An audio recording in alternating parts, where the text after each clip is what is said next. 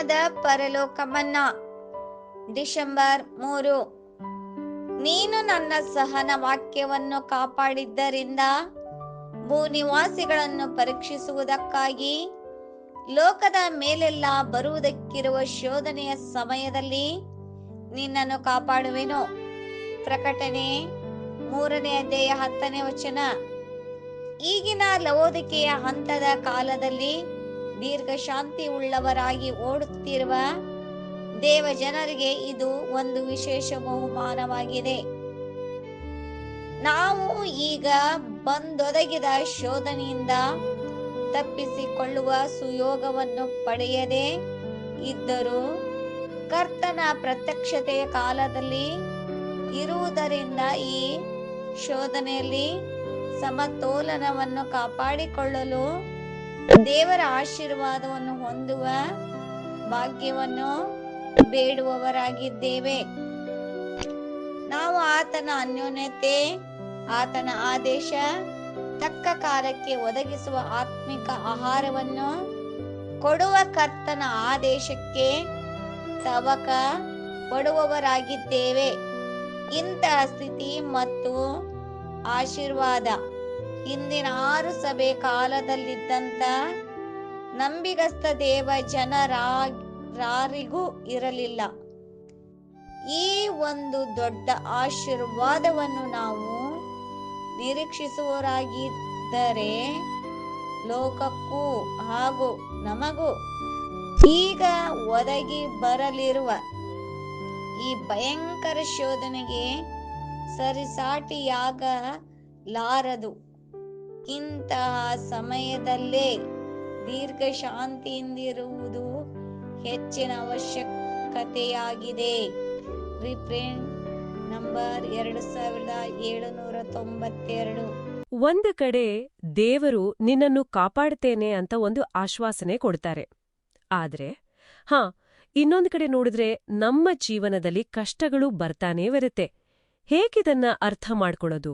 ಇವತ್ತು ನಮ್ಮ ಡೀಪ್ ಡೈವ್ನಲ್ಲಿ ನಾವು ಚರ್ಚೆ ಮಾಡ್ತಿರೋದು ಇದೇ ವಿಷಯದ ಬಗ್ಗೆ. ಹೌದು, ಈ ವಿರೋಧಾಭಾಸ ನಿಜಕ್ಕೂ ಎಲ್ಲರನ್ನೂ ಕಾಡುತ್ತೆ. ನಮ್ಮ ಕೈಯಲ್ಲಿರುವ ಡೇಲಿ ಹೆವೆನ್ಲಿ ಮನ್ನಾ ಅನ್ನೋ ಬರಹ ಬೈಬಲಿನ ಪ್ರಕಟಣೆ ಪುಸ್ತಕದ ಒಂದು ವಚನದ ಮೂಲಕ ಇದಕ್ಕೆ ಒಂದು ವಿಶಿಷ್ಟವಾದ ಉತ್ತರ ಕೊಡುತ್ತೆ. ಹೌದು, ಪ್ರಕಟಣೆ 3:10ನೇ ವಚನ ಅಲ್ವಾ? ನೀನು ನನ್ನ ತಾಳ್ಮೆಯ ವಾಕ್ಯವನ್ನು ಕಾಪಾಡಿದ್ರಿಂದ ಭೂನಿವಾಸಿಗಳನ್ನು ಪರೀಕ್ಷಿಸುವುದಕ್ಕೆ ಲೋಕದ ಮೇಲೆಲ್ಲ ಬರುವ ಶೋಧನೆಯ ಕಾಲದಲ್ಲಿ ನಾನು ನಿನ್ನನ್ನು ಕಾಪಾಡುವೆನು ಅಂತ. ಅದೇ ವಚನ. ಸಾಮಾನ್ಯವಾಗಿ ಇದನ್ನ ಕೇಳಿದಾಗ ದೇವರು ನಮ್ಮನ್ನ ಎಲ್ಲಾ ಕಷ್ಟಗಳಿಂದ ದೂರ ಇಡ್ತಾರೆ ಅಂತ ಅನ್ಸುತ್ತೆ. ಆದ್ರೆ ಈ ಬರಹದ ವಾದವೇ ಬೇರೆ. ಹೌದಾ? ಹಾಗಿದ್ರೆ ಏನ್ ಹೇಳುತ್ತೆ? ಇದು ಒಂದು ಸಾಮಾನ್ಯ ಆಶ್ವಾಸನೆ ಅಲ್ಲ.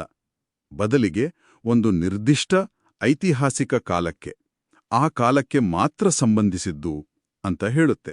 ಒಂದ್ ನಿಮಿಷ.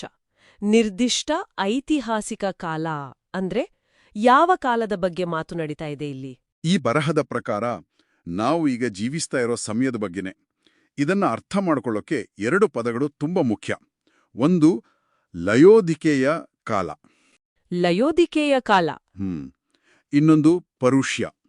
ಈ ಬರಹದ ಇಡೀ ವ್ಯಾಖ್ಯಾನಕ್ಕೆ ಇವೆರಡೇ ಅಡಿಪಾಯ. ಸರಿ, ಆ ಪದಗಳು ಕೇಳೋಕೆ ಸ್ವಲ್ಪ ಕಠಿಣವಾಗಿವೆ. ದಯವಿಟ್ಟು ಸ್ವಲ್ಪ ಸರಳವಾಗಿ ವಿವರಿಸಬಹುದಾ? ಲಯೋದಿಕೆಯ ಕಾಲ ಅಂದ್ರೆ ಏನು? ಪರುಷ್ಯ ಅಂದ್ರೆ ಏನು? ಖಂಡಿತ.